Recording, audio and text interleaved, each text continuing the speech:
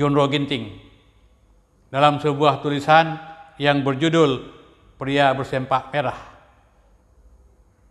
Dia mengatakan bahwa Ferdinand, kalau istri kamu itu adalah seorang karateka kelas dunia yang bisa memukul, membunuh siapapun, tatkala dia diganggu oleh seorang laki-laki, apakah kamu diam? Walaupun kamu tahu bahwa pembelaanmu terhadap istrimu itu tidak ada gunanya. Tapi persoalannya adalah, apakah kamu cinta dengan istrimu?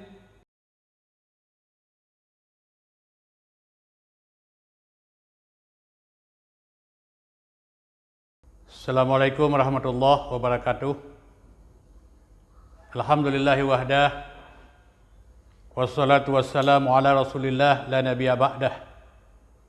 Kembali kepada Allah subhanahu wa ta'ala kita mengucapkan segala puja dan puji yang kita rangkai dengan ucapan selawat buat yang mulia Nabi Muhammad sallallahu alaihi wasallam. Pada kesempatan ini saya ingin sampaikan sebuah dialog seekor burung dengan sebuah semut. Kita ambil kisah ini sebagai pelajaran dalam cuitan Ferdinand Huta-Hayan. Saya teringat firman Allah Subhanahu wa taala di dalam Al-Qur'anul Karim pada surat yang ke-22, surat Al-Hajj ayat yang ke-8. Allah berfirman, "Wa minan nasi may yujadilu fillahi bighairi ilm, wala hudaw wala kitabim munir." Allah berfirman, ada sebagian manusia, ada sekelompok orang yang mereka berhujjah, yang mereka membantah Allah Subhanahu wa taala bighairi ilm, tanpa ilmu pengetahuan, wala huda, tanpa petunjuk, wala kitabim munir, dan tidak ada kitab, tidak ada Al-Quran, tidak ada pedoman yang memberikan pegangan. Jadi inilah awal yang kita bicarakan pada pertemuan ini, melihat pernyataan beberapa hari yang lalu yang disampaikan oleh saudara Ferdinand tentang Allah Subhanahu wa taala. Seharusnya tindakan yang seperti itu, terlepas dia itu mu'allaf atau bukan mu'allaf, katakanlah dia itu mu'allaf, berarti Tuhan yang lemah itu Tuhan siapa? Katakanlah dia bukan mu'allaf, Tuhan yang lemah itu Tuhan siapa? Jadi ungkapan yang seperti ini ungkapan yang membuat gaduh, ungkapan yang mengusik toleransi antar umat beragama. Padahal pemerintah hari ini kita ketahui bahwa berusaha dengan sekuat supaya tidak terjadi gesekan di antar umat beragama. Lebih-lebih lagi intoleran umat beragama. Karena ini akan mengakibatkan kegaduhan, akan mengakibatkan, bisa jadi nanti akan menimbulkan kekacauan pada tingkat nasional. Nah, makanya Allah Subhanahu wa taala, kita ketahui dalam keyakinan kita sebagai seorang muslim, Allah itu bagi seorang muslim adalah Al-Muqit. Allah itu cukup, maha berkecukupan. Allah itu Al-Haq. Allah itu maha benar. Allah itu Al-Qawi. Allah itu maha kuat. Allah itu Al-Wali. Allah itu maha mampu memberikan perlindungan. Jadi sebenarnya Allah tidak butuh apapun dari seorang makhluk yang diciptakan. Allah tidak butuh apapun dari seorang hamba yang diciptakan oleh Allah Subhanahu wa taala. Karena memang tugas hamba yang diciptakan oleh Allah untuk melakukan pengabdian kepada Allah Subhanahu wa taala, pengabdian itu sebagai sebuah kewajiban yang diwajibkan oleh Allah Subhanahu wa taala kepada setiap manusia.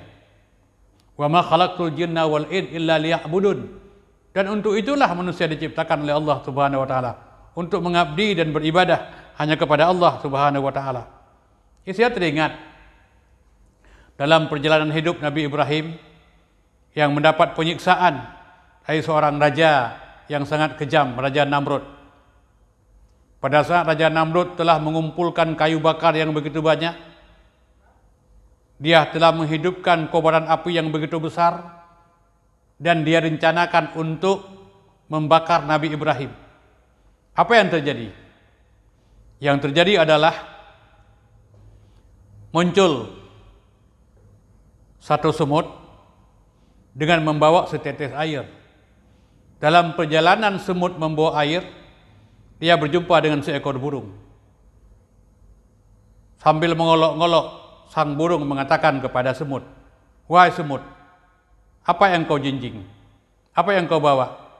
Semut menjawab, "Saya membawa setetes air untuk memadamkan kobaran api yang telah dihidupkan oleh Namrud dalam usaha membakar Nabiullah Ibrahim."